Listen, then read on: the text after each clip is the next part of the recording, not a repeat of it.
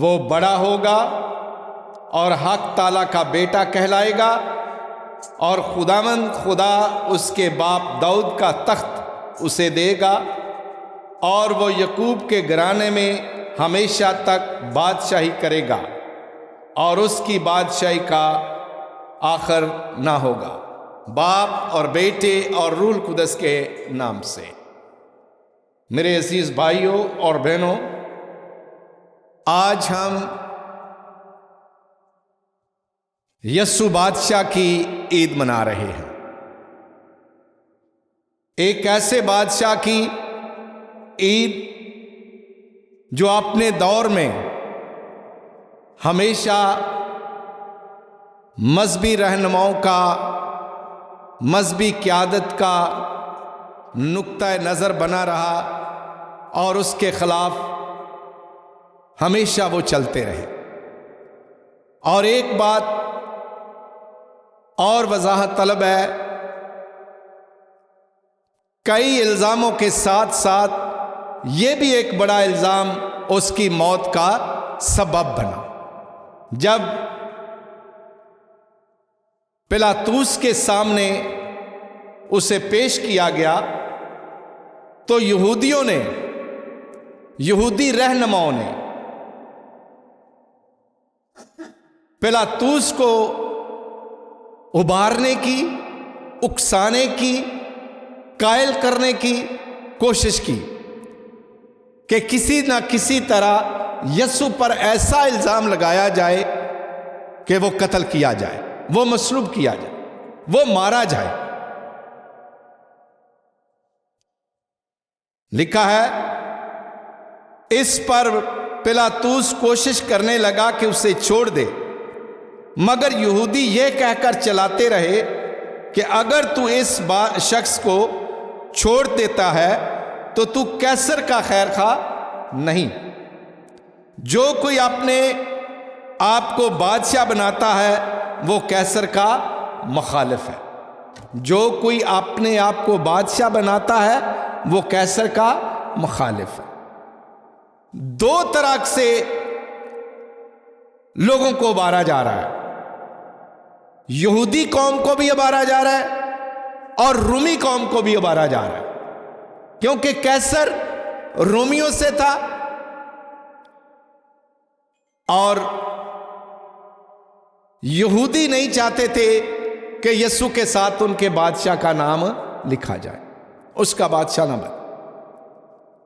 ہم دیکھتے ہیں کہ اس کے یسوع مسیح کے بادشاہ ہونے، بادشاہ کہلانے، بادشاہ کا لقب،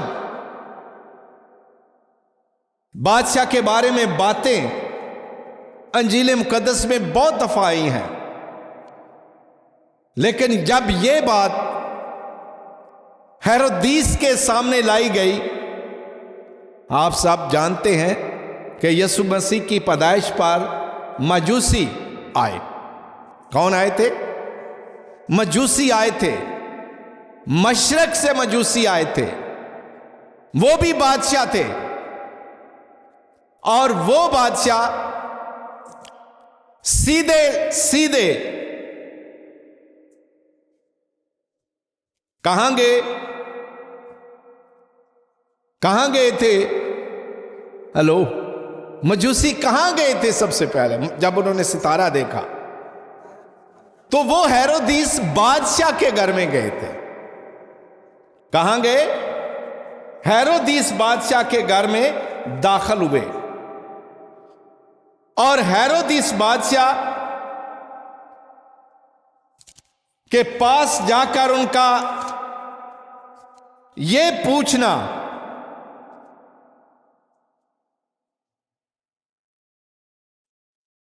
یہودیوں کا بادشاہ جو پیدا ہوا ہے وہ کہاں ہے، کیونکہ ہم نے مشرق میں اس کا ستارہ دیکھا۔ اب دیکھو، مجوسی بادشاہ کے گھر میں گئے اور بادشاہ کے گھر میں یہ پوچھتے ہیں یہودیوں کا بادشاہ جو پیدا ہوا ہے وہ کہاں ہے؟ مجوسیوں کی یہ خبر ہیرودیس کے تخت کو ہلا کر رکھ رہی ہے، اس کی بادشاہی کو ہلا کر رکھ رہی ہے، اس کے اقتدار کو ہلا کر رکھ رہی ہے، اس کے اقتدار کو ہلا کر رکھ رہی ہے۔ کیونکہ کون برداشت کرتا ہے کہ میرے بادشاہ ہوتے ہوئے کوئی نیا بادشاہ اس ریاست میں جنم لے؟ ہاں، اگر کسی بادشاہ نے جنم لینا تھا اور یہودیوں کا بادشاہ کہلانا تھا تو وہ میرے گھر میں پیدا ہوتا، وہ میرے محل میں پیدا ہوتا، وہ کہیں اور پیدا نہ ہوتا۔ لیکن جب مجوسیوں نے یہ سوال کیا، یہودیوں کا بادشاہ جو پیدا ہوا ہے وہ کہاں ہے؟ کیونکہ ہم نے مشرق میں اس کا ستارہ دیکھا ہے، ہم نے تحقیق آسمانی چیزوں سے کی ہے، اور وہ ستارہ بتا رہا ہے کہ یہودیوں کا بادشاہ اس دھرتی پر پیدا ہوا ہے، اور ہم مشرق سے اس سائڈ پہ آئے ہیں تاکہ اسے دیکھیں، اسے سجدہ کریں، اس کی تکریم کریں، اور اس کی عزت کرنے کے لیے ہم یہاں آئے ہیں۔ لیکن آگے بڑا خوبصورت اور بڑا دکھی سا بیان ہے ہیرودیس کا۔ جب ہیرودیس بادشاہ نے یہ سنا تو وہ اور اس کے تمام یروشلم، اس کے ساتھ تمام یروشلم گھبرا گیا۔ یہ کیا ہو گیا؟ یہ کیا ہو گیا؟ میرے گھر کے قریب، میری دھرتی پر، میری سلطنت میں، میری بادشاہی میں ایک ایسا بادشاہ پیدا ہو گیا ہے جس کا مجھے علم تک نہیں۔ بادشاہ گھبرا جاتا ہے، اور اس کے ساتھ ساتھ اس کی کابینہ، اس کے لوگ، اس کی رعایا، جس کو بھی پتہ چلتا ہے وہ سارے گھبرا جاتے ہیں، حیران ہو جاتے ہیں، پریشان ہو جاتے ہیں کہ یہ کیسے ہو سکتا ہے ہیرودیس بادشاہ کے ہوتے ہوئے کوئی نیا بادشاہ اس دھرتی پر آئے، اس دھرتی پر آئے۔ بادشاہ ہیرودیس بادشاہ، صاف ظاہر ہے جب کسی کو پتا چلے کہ میری ریاست میں یہ ہونے لگا ہے تو وہ بھی کوئی سدباب کرتا ہے، وہ بھی پوچھ گاچھ کرتا ہے کہ یہ واقعہ سچ ہے یا جھوٹ ہے۔ اس نے کیا کیا؟ اس نے سردار کہنوں اور قوم کے فقیوں کو جمع کیا۔ اس نے سردار کہنوں اور قوم کے فقیوں کو جمع کیا، یعنی مذہبی لیڈروں کو جمع کیا، عالموں کو جمع کیا، شریعت کو جاننے والوں کو جمع کیا، پیشن گوئیوں کو سمجھنے والوں کو جمع کیا، ان کی تشریح کرنے والوں کو جمع کیا، تاکہ معلوم کرے کہ یہ کس بادشاہ کے بارے میں ہے، یہ کہا ہے۔ جمع کر کے ان سے پوچھا کہ مسیح کہاں پیدا ہونا چاہیے۔ یہ اسے بھی خبر مل گئی کہ اگر میری بادشاہی میں آئے گا تو مسیح ہی آئے گا، کسی اور کو تو میں چانس دے نہیں سکتا، کسی اور کو تو میں موقع دے نہیں سکتا کہ وہ بادشاہ بنے میرے ہوتے ہوئے۔ لیکن اس نے کہا مسیح کے بارے میں پتہ کرو، مسیح کے بارے میں پتہ کرو کہ شاید وہ پیدا ہونے والا ہو۔ لکھا ہے انہوں نے اس سے کہا، جب کتابیں لائی گئیں، شریعت کی کتابیں لائی گئیں، نبوتوں کی کتابیں لائی گئیں، سامنے رکھی گئیں، پیشن گوئیاں سامنے رکھی گئیں، تو عالموں نے کہا ہاں، جو نبی کی معرفت لکھا گیا ہے وہ یہ ہے۔ اے بیت لحم یہودا کی سرزمین، تو یہودا کے رئیسوں میں سے ہرگز کم ترین نہیں، کیونکہ تجھ میں سے ایک حاکم نکلے گا جو میری امت اسرائیل کی گلہ بانی کرے گا۔ اب کہاں پیدا ہونا ہے؟ بیت لحم میں، کیونکہ نبی نے کہا ہے اے بیت لحم یہودا کی سرزمین، یعنی یہودا کی سرزمین بیت لحم میں ایک بادشاہ پیدا ہونا ہے، اور اس کا ذکر ابھی تھوڑی دیر پہلے مقدسہ مریم سے مخاطب کرتے ہوئے فرشتے نے کیا ہے۔ فرشتے نے کیا کہا ہے؟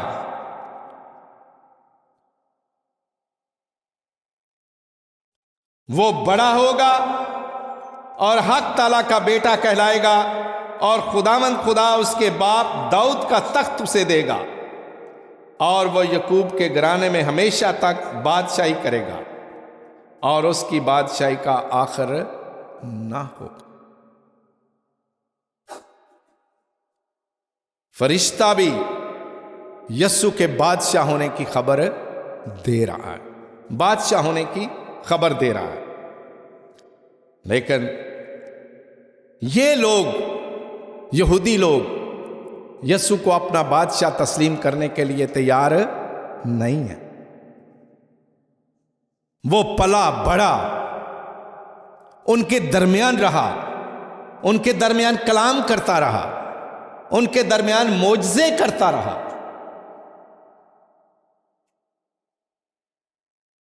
ان کے بیماروں کو شفا دیتا رہا، ان کے دکھیوں کو ان کے دکھ سے رہائی دیتا رہا۔ اس کا چرچا پورے وطن میں تھا، پورے وطن میں تھا کہ یسوع ہے کوئی، اور یہ لوگ پوچھ رہے ہیں کہ کیسا بادشاہ، لیکن اس نے اس انداز سے اپنی بادشاہی کا آغاز نہیں کیا، اور نہ اس قسم کا وہ بادشاہ ہے جو یہودی بھی سوچ رہے تھے اور ہیرودیس بھی سوچ رہا تھا۔ وہ ویسا بادشاہ نہیں ہے۔ وہ بادشاہ سلامتی کا بادشاہ ہے، وہ بادشاہ سلامتی کا بادشاہ ہے، وہ بادشاہ حق اور سچائی کا بادشاہ ہے، وہ بادشاہ جنگ کے کرنے والوں بادشاہوں میں سے نہیں ہے، وہ صلح اور سلامتی کی خبر دینے والا بادشاہ ہے، وہ شانتی کا بادشاہ ہے۔ اسی لیے پہلے ہی زکریا نبی نے ان کے بارے میں کہہ دیا تھا، زکریا نبی نے ان کے بارے میں کہہ دیا تھا کہ یہ بادشاہ کیسا ہوگا۔ اے بیٹی صہیون تو نہایت شادمان ہو، اے بیٹی صہیون، اے یروشلم کے رہنے والو، بیٹی صہیون سے مراد اے یروشلم کے رہنے والو، اے یہودا کے رہنے والو، اے اسرائیل کے رہنے والو، اے دنیا کے رہنے والو، سن لو مسیحی بادشاہ کیسا بادشاہ ہو۔ دیکھ تیرا بادشاہ تیرے پاس آتا ہے، وہ صادق اور مخلص ہے، وہ صادق اور مخلص ہے، وہ حلیم ہے، وہ حلیم ہے، اس میں دگا نہیں ہے، وہ لوگوں کے سامنے شیخیاں مارنے والا بادشاہ نہیں ہے۔ بادشاہ تو بہت شیخیاں مارتا ہے، میں یہ کر دوں گا، میں اس وطن کو کر دوں گا، میں اس کو برباد کر دوں گا، یہ کر دوں گا، وہ کر دوں گا، لیکن لکھا ہے وہ حلیم ہے، وہ کسی کو تکلیف دینا پسند نہیں کرتا۔ گدھے پر بلکہ گدھی کے بچے پر سوار ہے۔ کیا مطلب؟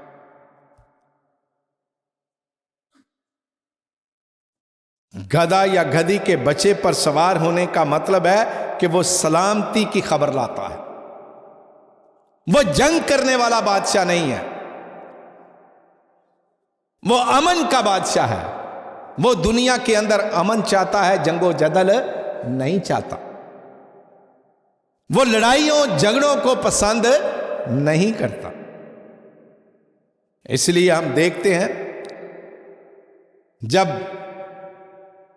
یسوع کو پکڑ کر لے جا رہے تھے تو ان میں سے ایک شاگرد نے ان کے نوکر کا کان اڑا دیا تھا، سپاہیوں کے میں سے ایک کا کان اڑا دیا تھا۔ تو یسوع نے کیا کیا؟ زمین پر اس کان کو پکڑا اور دوبارہ اس کے لگا دیا۔ کیا مطلب تھا؟ کہ میں ایسا بادشاہ نہیں بننا چاہتا، میں ایسا حاکم نہیں بننا چاہتا، میں ایسا رہنما نہیں بننا چاہتا جو دنیا کو دکھ دے، جو دنیا کو تکلیف دے۔ میں سلامتی چاہتا ہوں، امن چاہتا ہوں، اور اس نے کان پکڑا اور اس کے دوبارہ لگا دیا، سالم کر دیا، شفا دے دی، اور ساتھ ہی چھوٹا سا جملہ کہا جو بڑا پرمانی ہے، ہر ایک کے لیے سننے والا ہے، سمجھنے والا ہے۔ کیا کہا تھا یسوع نے پتہ؟ جو کیا کرتے ہیں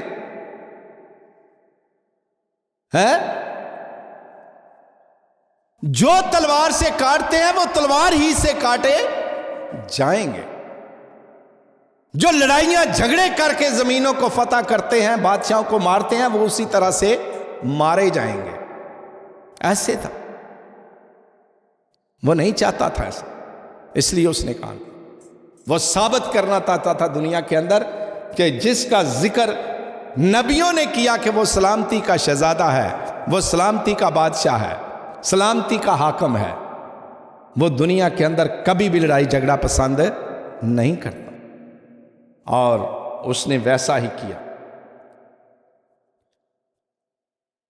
اس کے بارے میں وہ افرائیم سے رتھ اور یروشلم سے گھوڑے نابود کر دے گا، گھوڑے نابود کر دے گا۔ کیوں؟ گھوڑے تو طاقت ہوتی ہے، کیوں جی؟ سواروں کی جو سواری ہے وہ تو گھوڑے ہی ہے، بادشاہوں کی سواری جو ہوتی ہے وہ رتھیں ہوتی ہیں اور گھوڑے ہوتے ہیں۔ لیکن یسوع مسیح کیا کر رہا ہے؟ یسوع مسیح کے بارے میں کیا کہا جا رہا ہے؟ نبی فرماتا ہے کہ وہ رتھ کو بھی توڑ دے گا، نابود کر دے گا، اور گھوڑوں کو بھی وہاں سے ختم کر دے گا، نابود کر دے گا، ختم کر دے گا، کیونکہ یہ دونوں چیزیں نشانی ہیں لڑائی جھگڑے کی، لڑائی جھگڑے کی نشانی ہے۔ اور خداوند ہمارے بادشاہ یسوع کے لیے یہ الفاظ ہے کہ وہ ایسا نہیں ہوگا، وہ گھوڑوں پر نہیں، وہ گدھی کے بچے پر سوار ہوگا، گدھی کے بچے، کیونکہ وہ صلح کا بادشاہ ہے، وہ سلامتی کا بادشاہ ہے، اور کمانیں جنگ توڑ دی جائے گی۔ آج کل میزائل ہیں، ٹینک ہیں، توپیں ہیں، بم ہیں، طرح طرح کی چیزیں آ گئی ہیں جس سے دنیا تباہ ہوتی ہے، لیکن اس دور میں تلوار ہوتی تھی اور نیزے ہوتے تھے یا کمانیں ہوتی تھی، دور سے کمان کے ساتھ مارتے تھے۔ ہم تو بندوق کے ساتھ مارتے نا ایک دم، اس وقت وہ کمانوں تیروں سے اور کمانوں سے مارتے تھے لوگوں کو۔ تو لکھا ہے وہ کمانیں جنگ توڑ دی جائے گی۔ کیوں؟ جب کمانیں جنگ ہی نہ ہو، جب بندوق ہی نہ ہو، جب تلوار ہی نہ ہو، جب میزائل ہی نہ ہو، جب ایٹم بم ہی نہ ہو، تو دنیا میں کہاں تباہی آئے گی؟ آئے گی تباہی نہیں آئے گی، کیونکہ تباہ کرنے والی چیز ہی تمہارے پاس نہیں ہے۔ اگر آج ہم دیکھیں تو جو کچھ ہو رہا ہے، ایک بادشاہ دوسرے بادشاہ سے اب اول تر ایک نے ایٹم بم بنایا ہے تو دوسرا اس سے آگے ایٹم بم بنانا چاہتا ہے، بڑا ایٹم بم بنانا چاہتا ہے۔ اگر ایک نے 1000 کلومیٹر کی مار کا میزائل بنایا ہے تو دوسرا 2000 کی بنانا چاہتا ہے. اگر 2000 والا ہے تو وہ چاہتا ہے 5000 میل یا کلومیٹر تک مار کرنے والا میں میزائل بناؤں گا. یعنی اپنے وطن سے ہی کوسوں دور ملک جس کو میں مرضی چاہوں تباہ کر سکتا ہوں. وہ اپنی طاقت اپنے میزائلوں سے ظاہر کرتے ہیں, اپنی لڑائیوں سے ظاہر کرتے ہیں. ہم کتنے بڑے ہیں. ہر کوئی اپنے پاس ایسے ہزار رکھتا ہے, ایسی فوج رکھتا ہے جس سے ثابت ہو کہ وہ بڑا بادشاہ ہے. لیکن ہمارے خداوند کے بارے میں جو بادشاہ ہے اس کے بارے میں لکھا ہے وہ کمانِ جنگ توڑ دی جائے گی, وہ توڑ دے گا اور وہ قوموں کو سلامتی کا مژدہ دے گا. سلامتی کا مژدہ, سلامتی کی خبر دے گا. وہ نہیں چاہے گا جنگ اور جدل ہو. ہمارا بادشاہ سلامتی کا پیغام لے کر آتا ہے, امن کا پیغام لے کر آتا ہے اور سچائی کا پیغام لے کر آتا ہے. اور آج اگر ہم دیکھیں تو ہمارا بادشاہ ہر اس دل پر راج کر رہا ہے جو امن کی بات کر رہا ہے, کیونکہ یسوع امن کا ہتھیار لے کر آیا ہے, سلامتی کا ہتھیار لے کر آیا. اس کا ویپن, سب سے بڑا ویپن میزائل نہیں, 1000 میل تک مار کرنے والا نہیں, 2000 کے فاصلے پر مار کرنے والا نہیں, 5000 10,000 پر کرنے والا نہیں ہے. ہمارے خداوند یا ہمارے بادشاہ کا میزائل امن اور شانتی کا میزائل ہے جو ایک دل سے دوسرے دل تک پہنچتا ہے. ایک دل سے دوسرے دل تک پہنچتا ہے.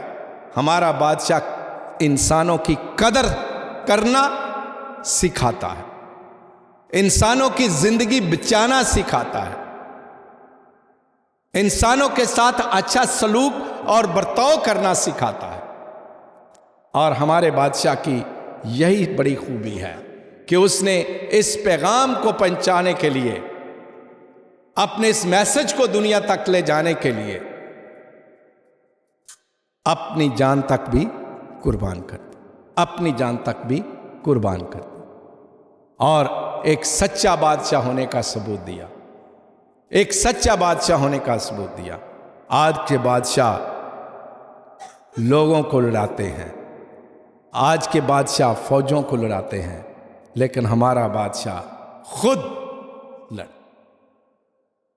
اور اپنی جان دے دی اور غالب آیا, فتح پائی, ابلیس پر فتح پائی, گناہ پر فتح پائی. لوگ ملکوں پر فتح, زمینوں کو لینے کے لیے اس پر غالب آتے اور فتح پاتے ہیں. دنیا کے بادشاہ کیا کر رہے ہیں؟ یہ جنگ و جدل کیوں کر رہے ہیں؟ یہ اسی لیے کرتے ہیں کوئی نہ کوئی زمین کا حصہ ہمیں مل جائے, زمین کا ٹکڑا مل جائے اور اس پر راج کرے. لیکن ہمارا خداوند ایسا سوچتا نہیں. ہمارا خداوند سب سے بڑی دشمنی کی دیوار, سب سے بڑا دشمن جو ہے اس کے لیے کھڑا ہے, اور وہ ہے ابلیس. وہ ہے ابلیس. جس طرح اس نے اپنے مشن کو شروع کرنے سے پہلے اپنی زندگی, زمینی زندگی پر رہتے ہوئے سفر کیا, اپنے مشن کا آغاز کیا, تو بیابان میں جب اس کو آزمایا گیا تو اس نے وہ کس پر غالب آیا؟ ابلیس پر غالب آیا. ابلیس چھوڑ کر اسے بھاگ گیا تھا, ابلیس چھوڑ کر بھاگ گیا تھا. موت پر غالب آیا. دنیا کی سب سے بڑی طاقت تو یہی ہے نا, موت. تو ہمارا خداوند موت پر غالب آیا, ہمارا بادشاہ قبر پر غالب آیا اور مردوں میں سے زندہ ہوا. یہ ہے ہمارا بادشاہ. ہمارا بادشاہ دنیا کو ختم کرنے کے لیے نہیں, دنیا کو بحال کرنے کے لیے آیا تھا, بچانے کے لیے آیا تھا. اسی لیے اس کے بارے میں لکھا گیا ہے, خدا نے دنیا سے ایسی محبت رکھی, خدا نے دنیا سے ایسی محبت رکھی کہ اس نے اپنا اکلوتا بیٹا بخش دیا تاکہ جو کوئی اس پر ایمان لائے ہلاک نہ ہو بلکہ ہمیشہ کی زندگی پائے۔ یہ ہمارے خداوند کا پیغام ہے کہ اگر ہم اس پر ایمان لاتے ہیں تو ہمارا بادشاہ ہمیں سلامتی، امن اور شانتی دیتا ہے، دکھیوں کو رہائی دیتا ہے، پریشانیاں نہیں دیتا، وہ نکالتا ہے، وہ آپ کے ایک ایک دکھ کو جانتا ہے، اور اسی لیے وہ اپنی جان صلیب پر قربان کرتا ہے کہ میرے لوگ، میری رعایا کن کن دکھوں میں ہیں۔ تو آئیں اپنے اس بادشاہ کو عزت دینے کے لیے، تکریم کرنے کے لیے اس کے حکموں کی تابعداری کریں، کیونکہ کوئی بادشاہ یہ نہیں چاہتا کہ اس کی رعایا اس کے خلاف چلے، اور اس کا ایک ہی حکم ہے جو سب سے بڑا ہے، ایک دوسرے کو پیار کرو، اس سے لوگ جانیں گے کہ تم میرے شاگرد ہو، تم میری رعایا ہو، تم میرے لوگ ہو، اگر تم ایک دوسرے کو پیار کریں اور یسوع بادشاہ کی عید کو بڑے مخلص انداز سے، سچائی کے ساتھ اور حق پر رہتے ہوئے ایمان کے ساتھ آج بھی منائیں، جب تک ہماری زندگیاں ہیں اس کو مناتے رہیں، اور ساتھ ساتھ سلامتی کا پیغام اپنے گھرانوں میں، اپنی جماعتوں میں، اپنے محلوں میں، اپنے گاؤں اور شہروں میں دیتے رہیں کہ ہمارا بادشاہ سلامتی کا بادشاہ ہے، ہمارا بادشاہ حق اور صداقت کا بادشاہ ہے، باپ اور بیٹے اور روح القدس کے